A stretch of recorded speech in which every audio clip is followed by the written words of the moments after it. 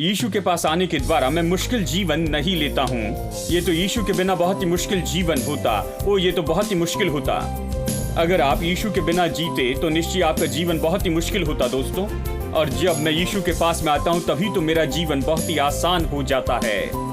और जैसे मैं अपने मन को दिनों दिन नया बनाते जाता हूँ, जितना ज्यादा अपने मन को नया बनाते जाता हूँ, मेरे विचारों को नया बनाता हूँ, उतना ज्यादा मैं बाइबल के अनुसार सोचने लगता हूँ। मेरा जीवन तो पहले से भी बहुत आसान होता है। As the deer panted for the water, so long it after thee. You alone are my heart's desire, and I long to worship thee as the deer. As the deer panted for the water, so my soul longeth after thee. So longs after you, Lord. You alone are my heart's desire. You alone belong to worship you.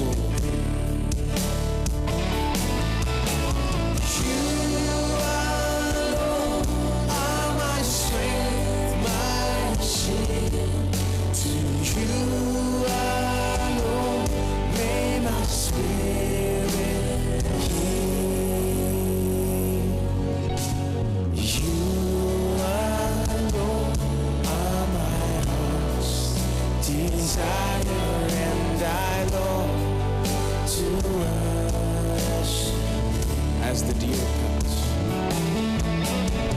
as the deer panted for the water, so my soul longeth after thee. Oh, you alone are my heart's desire, and I long to worship. You alone are my strength. You alone are my strength, my shield. To you alone may my spirit yield. You alone are my heart's desire, and I to worship you alone, Lord. Oh, you alone are my strength, my shield. To you alone may my spirit yield. You alone are my heart's desire, and I long to worship thee.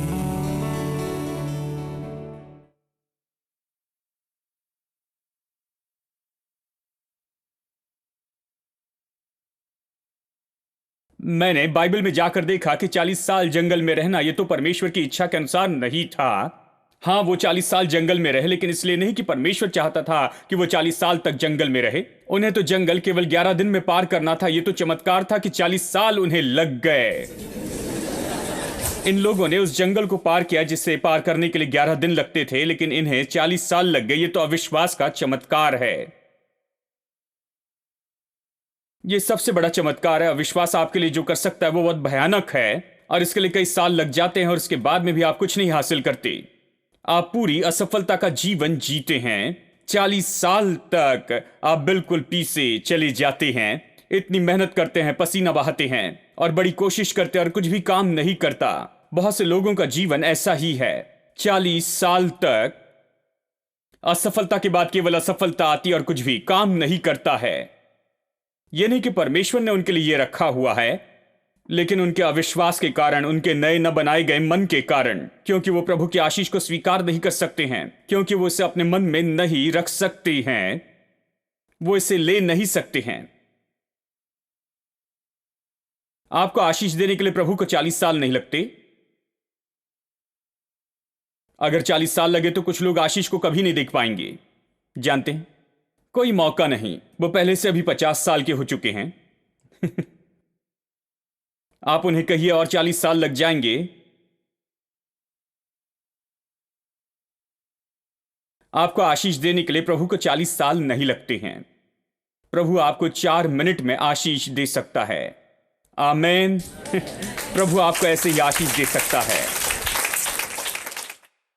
एक प्रचारक ने मेरी ओर देखकर कहा, उन्होंने कहा, ऐसे लगता है इन दिनों में सब कुछ बहुत आसान हो गया है, लेकिन हम मुश्किल मार्ग से आए। मैंने कहा, आप ही ने इसे मुश्किल बनाया, तो मैं क्या कर सकता हूं? जानते, ओ तुम जवान लोग नहीं जानते हम कितनी मुश्किलों से आए हैं। नहीं, आप ही ने इसे मुश्किल बनाया और अभी आप इसके लिए घमंड भी कर रहे हैं। मैंने मुश्किल मार्गों का इनकार किया। मैंने परमेश्वर पर विश्वास करना शुरू किया, जो कि सब कुछ आसान बनाता है। वो कहता है, सब बोझ से दबे हुए और थके लोगों मेरे पास आओ, मैं तुम्हें विश्राम दूंगा। मेरा जुआ सहज है। सब लोग कहे सहज है। देखिए, यीशु इन लोगों से पूरी अलग बात सिखा रहा है। उन्होंने हमेशा कहा कि यह मुश्किल है, लेकिन यीशु कहता है कि मेरा जुआ सहज है। मेरा जुआ सहज है और मेरा बोझ हल्का है। यीशु के पास आने के द्वारा मैं मुश्किल जीवन नहीं लेता हूं। ये तो यीशु के बिना बहुत ही मुश्किल जीवन होता। ये तो बहुत ही मुश्किल होता। अगर आप यीशु के बिना जीते तो निश्चय आपका जीवन बहुत ही मुश्किल होता दोस्तों। और जब मैं यीशु के पास में आता हूं तभी तो मेरा जीवन बहुत ही आसान हो जाता है। और जैसे मैं अपने मन को दिनों दिन नया बनाते जाता हूं, जितना ज्यादा अपने मन को नया बनाते जाता हूं, मेरे विचारों को नया बनाता हूं, उतना ज्यादा मैं बाइबल के अनुसार सोचने लगता हूं। मेरा जीवन तो पहले से भी बहुत आसान होता है।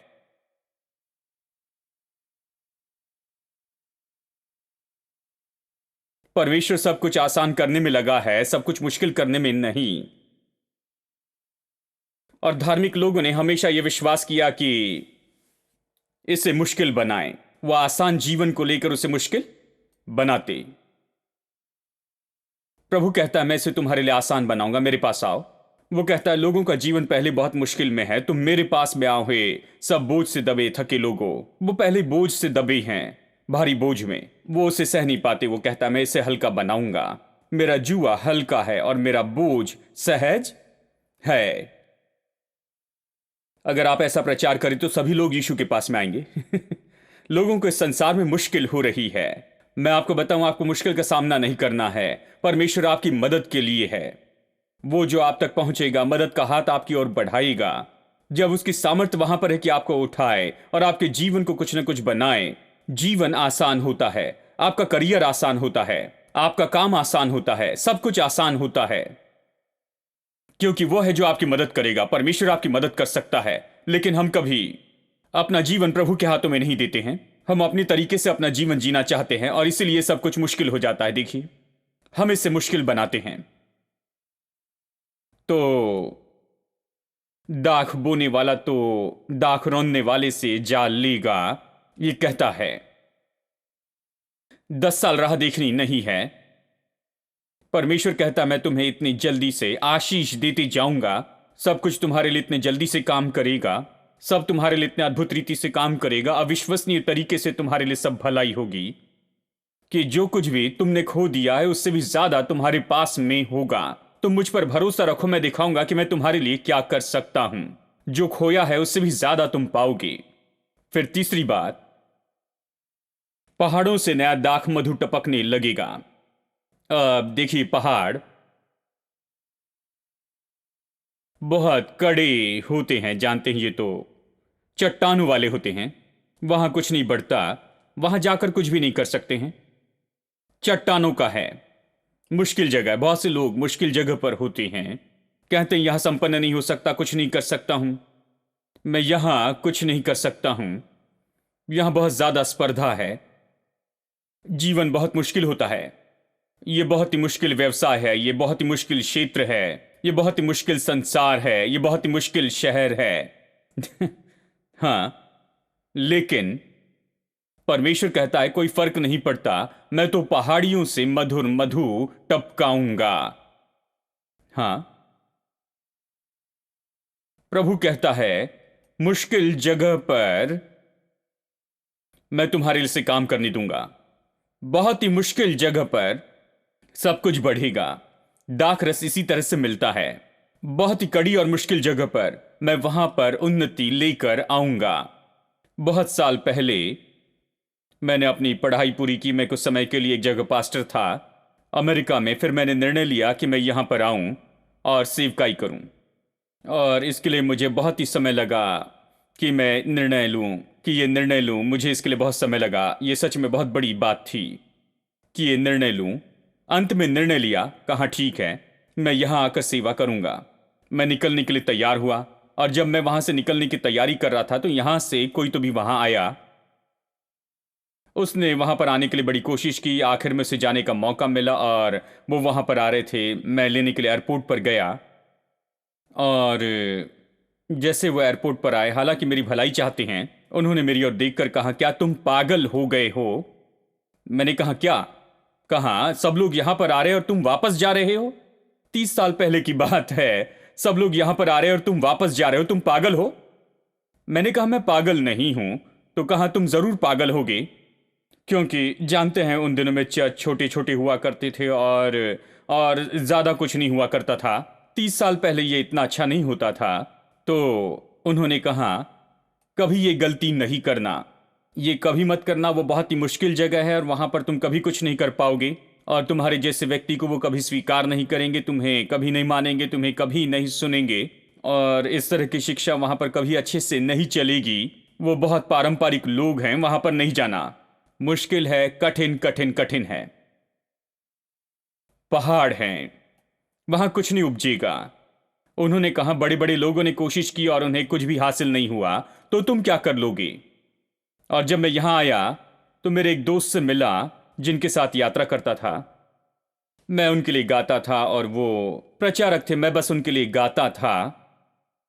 तब मैं 16 साल का था। वापस आने पर मैं उनसे मिलने गया तो उन्होंने कहा, ओ सैम, मैंने सुना तुम वापस आ गए हो। यह कितने दुख की बात है, कहा। वो भी मेरी भलाई चाहते हैं। उन्होंने कहा, उन्होंने अच्छे से कहा, मैं इसे कहूंगा, हमने कोशिश की, कुछ हासिल नहीं हुआ, तो तुम क्या कर लोगे? उन्होंने कहा, हमने बड़ी कोशिश की और इससे कुछ लाभ नहीं हुआ, तो तुम क्या कर लोगे? क्या तुम सच में इतने बड़े हो कि यहां पर कुछ कर दिखाओगे?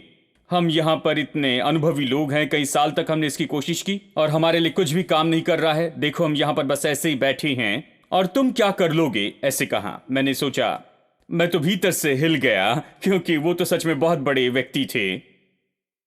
लेकिन देखिए परमेश्वर ने क्या किया इस मुश्किल जगह पर। ये तो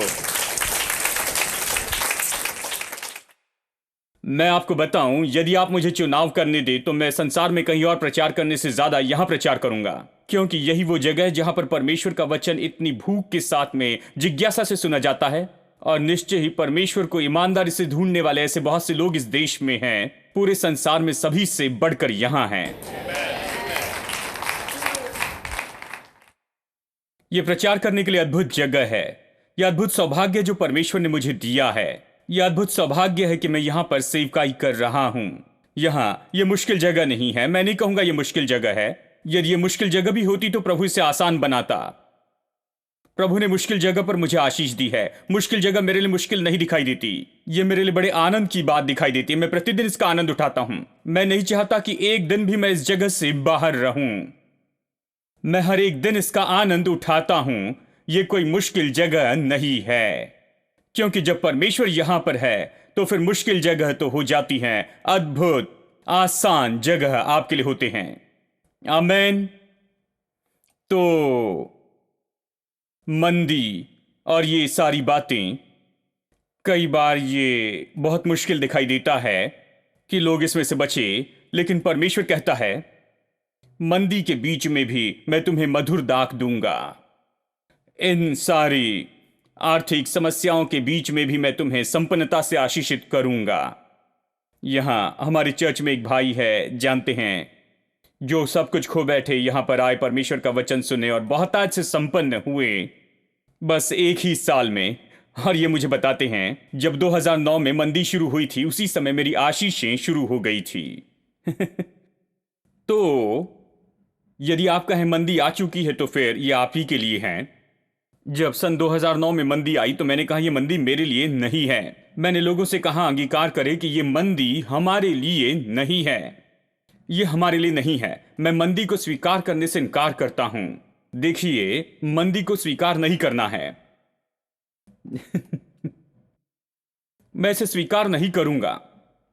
ये मेरे लिए नहीं है, मैं इसे नहीं चाहता, मैं इसे नहीं लेना चाहता, मैं इसे पाना नहीं चाहता। हाँ, ये वहां पर है, सब लोग कहते हैं कि ये यहां पर है और हर दिन में खबरों में उसके बारे में आ रहा था, लेकिन वो मेरे लिए नहीं है। पहले दिन से मैंने कहा ये मेरे लिए नहीं है और वो मेरे लिए कभी भी नहीं रही। हमने कभी कुछ नहीं घटाया, हमने अपना टीवी कमिटमेंट नहीं घटाया, हमने कुछ भी नहीं घटाया, हमारे स्टाफ भी कम नहीं किए, कुछ नहीं किया। हम केवल बढ़ते चले गए, हम कभी नहीं घटे मंदी के कारण, क्योंकि मंदी तो हमारे लिए नहीं है। आप इसके बारे में कैसे सोच सकते हैं? जब आप कहें कि हाँ देखो मंदी आ गई, आओ हम खड़े हो जाए और थोड़े कम में रहने की तैयारी करें। पहले से कम मिलेगा तो आपको कम ही मिलेगा, हाँ, क्योंकि आप उसके लिए तैयार हो चुके हैं। लेकिन जब आप ये कहेंगे कि मंदी मेरे लिए नहीं है, मेरा परमेश्वर मेरा चरवाहा है, मुझे कोई घटी नहीं होगी, तो फिर मंदी कहां पर है? मुझे कोई घटी नहीं होगी। सब लोग कहें मुझे कोई घटी नहीं होगी। और फिर अंत में वचन 13 कहता है कि सब पहाड़ियों से बह निकलेगा। पहाड़ियां विरोध और रुकावट के बारे में बताते हैं। देखिए, जीवन में बहुत सी रुकावटें होती हैं, बहुत सा विरोध होता है। आप जो भी करना चाहे आप विरोध और रुकावट देखते जाएंगे। पहाड़ियों पर जय पाना होता है। मैंने बहुत सी रुकावट और विरोध का सामना किया। जब पहली बार आया मुझे बहुत सी रुकावट हुई, बहुत सा विरोध हुआ। मैं निश्चित जानता हूं आपके लिए, आप जो भी कर रहे हैं उसमें निश्चय आपका विरोध होगा, आपको रुकावटें होगी। मैं आपको बताऊं, परमेश्वर कहता है जब मेरी आशीष तुम पर है, मैं तुम्हारे साथ हूं। जब मैं ये सारे काम तुम्हारे लिए करते चले जा रहा हूं तो ये सब कुछ पिघल जाएंगे तुम्हारे सामने, ये खत्म हो जाएंगे। और मैं आपको बताऊं 25 साल काम करने के बाद में ये विरोध कहां रहा, ये पूरी तरह से पिघल गए। मुझे पता नहीं क्या हुआ, उसका क्या हुआ, वो बस पिघल कर गए। मुझे अब पता नहीं वो कहां गए। उस समय तो ये बहुत बड़ी पहाड़ी दिखाई देती थी, बहुत महान दिखती थी, लेकिन अब ये पिघल गई, चली गई है, जानते हैं। और मैंने एक बात पाई है कि हर समय परमेश्वर मेरे साथ में रहा। वो मेरे साथ में है, वो मेरी मदद करता है, वो मेरी ओर से है, मेरी मदद के लिए हमेशा तैयार होता है। बस यही बात है कि कई बार मैं विश्वास नहीं करता कि वो वहां मेरे लिए है। जब मैं डर जाता हूं इसका मतलब मैंने विश्वास करना बंद किया कि प्रभु वहां है। मैंने हवाई जहाज में जाने वाली एक बहन की कहानी सुनी। चलिए अपनी कहानी पहले बताऊं। एक दिन मैं हवाई जहाज में जा रहा था,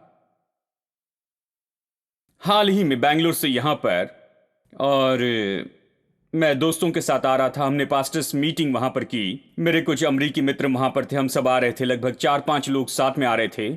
और यहां पर पहुंचने के लगभग 20 मिनट पहले ही हम आसमान में थे। बहुत जोर से बारिश आई, तूफान चला और ये सब, और बिजली चमक रही थी। और किसी तरह से मैंने ये देखा कि ये जो हवाई जहाज है ये बिजली के बीच में से उड़ रहा है। और लगभग ये 5 मिनट की बात है। ये तो मुझे ऐसे लगा कि मानो बहुत समय से है। लगभग 5-20 मिनट तक वो बिजली में से होकर जा रहा था। और मैंने बाहर देखा, मैं वहां पर सामने की सीट पर था, मैंने पीछे मुड़कर देखा, लगा इंजन जल रहा है। मैंने अमरीकी दोस्त की ओर देखकर कहा, देखो क्या हो रहा है। कुछ नहीं, उसने कहा बस बिजली चमक रही है। और वो बिल्कुल निसंकोच था। वो हमेशा यात्रा करते रहते हैं, हमेशा पूरे संसार में यात्रा करते हैं, बहुत सी जगह पर जाते हैं, वो हवाई जहाज में जाते हैं। और ये तो बस ऐसा भयानक सफर था। मैंने अपने जीवन में इतना भयानक सफर कभी नहीं किया था। ये मेरे जीवन का सबसे भयानक ऐसा सफर था सभी लोगों के चेहरे पर देखा जाए तो बस मृत्यु दिखाई दे रही थी। हवाई जहाज में अगर हम सबको देखे तो सब वहां पर बिल्कुल ऐसे सीधे बैठे हुए था। चुप रहने की कोशिश कर रहा था और किसी ने हमें कुछ भी नहीं बताया। जानते हैं, वो एयर होस्टेस ने कुछ नहीं कहा, कोई बात नहीं कर रहा था, वो बस इसके बीच में से उड़ रहे थे। और जब हम नीचे उतरे, देखिए, जब हम हवाई जहाज में थे शायद उस समय अमेरिकन ने कहा कि ऐसे इस तरह की बिजली में से होकर उड़ना नहीं चाहिए। उन्होंने कहा कि कुछ देशों में इस तरह से अगर बिजली में से होकर जाते हैं, लाइटनिंग में से जाते हैं तो लाइसेंस कैंसिल करेंगे, उसके आसपास से या ऊपर या नीचे से जाना पड़ता है। उन्होंने कहा बिजली में से हवाई जहाज नहीं ले जाना चाहिए, लेकिन हम वही कर रहे थे, हम बिजली में से उड़ रहे थे। 5 मिनट से भी ज्यादा समय, ये तो मुझे लगा बहुत समय हुआ। आखिर हम नीचे आए और देखिए सबका दिल जो है बहुत तेजी से धड़कने लगा। और जानते हैं, मैंने सोचा आज के दिन तो हम स्वर्ग में पहुंच जाएंगे। वो इतना करीब था, करीबी बुलाहट थी। हम नीचे आए, हम चेन्नई हवाई अड्डे पर पहुंचे। वहां बस के आने की राह देखते हुए खड़े थे और वहां पर एक बहन जो पीछे से आई, क्या आप सैम चेल्लोदुराई हैं? मैंने कहा हाँ। कहा मैं आपके प्रोग्राम को हमेशा देखती हूँ, मैं और मेरे पति आपके प्रोग्राम को बहुत पसंद करती हैं। बेंगलोर में हम आपके प्रोग्राम को देखते, इस तरह से वो बातें करने लगी। और फिर कहा ये तो बहुत ही भयानक यात्रा थी पास्टर, मैं तो बहुत ही डर गई थी और सोचा मैं जीवित नहीं रहूंगी। फिर मैंने देखा कि आप भी हमारे साथ हैं।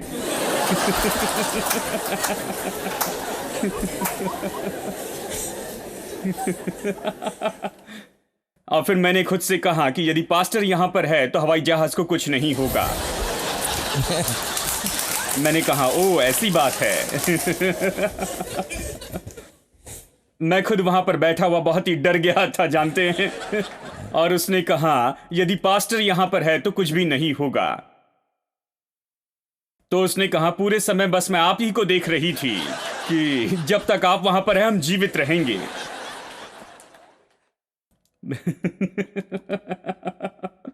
देखिए, ये ऐसी बात है जो लोग पास्टर के बारे में सोचते हैं। मैंने उनसे कुछ नहीं कहा, बस कहा प्रभु की स्तुति हो।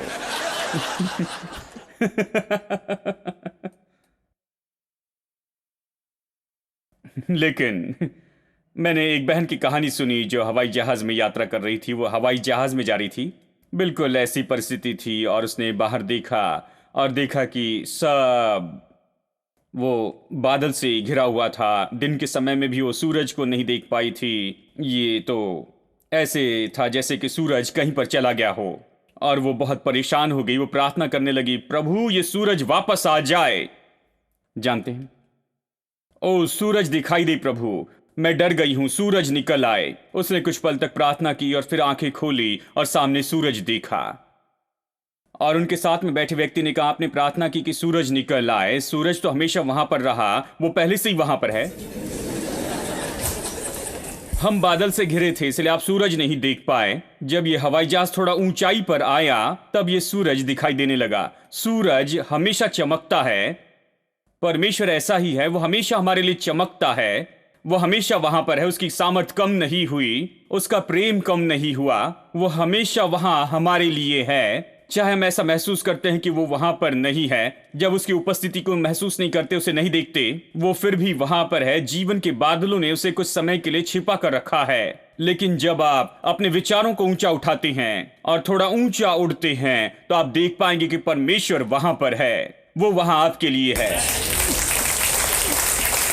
वो छुट्टियों पर नहीं गया है, वो तो हमेशा आपके लिए वहां पर है।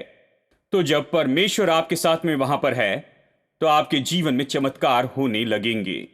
कुछ भी हो सकता है, विश्वास कीजिए। परमेश्वर के महान चमत्कारों के लिए अपने मन को तैयार कर ले, बड़ी बातों के लिए अपने मन को तैयार कर ले, क्योंकि परमेश्वर आपके जीवन के द्वारा महान काम करना चाहता है।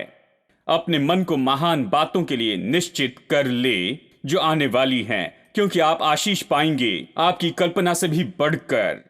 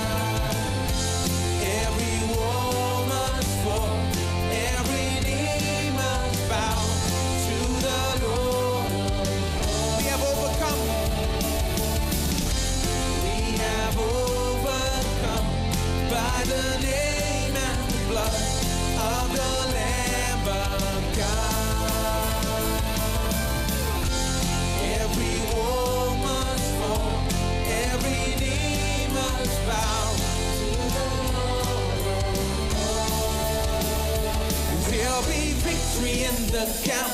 At the shout of El Shaddai, every enemy will flee from the fire in his eyes. Every captive will be free in this year of Jubilee. When we hear the shout of El Shaddai, say one more time. There'll be victory in the camp. At the shout of El Shaddai, every enemy will flee from the fire in his eyes. Every captive will be free in this year of Jubilee. When we hear the shout of El Shaddai, when we hear the shout of El Shaddai, when we hear the shout of El Shaddai. Can you hear it?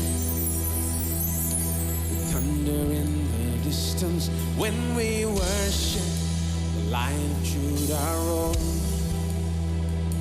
Strongholds crumble all around us in the presence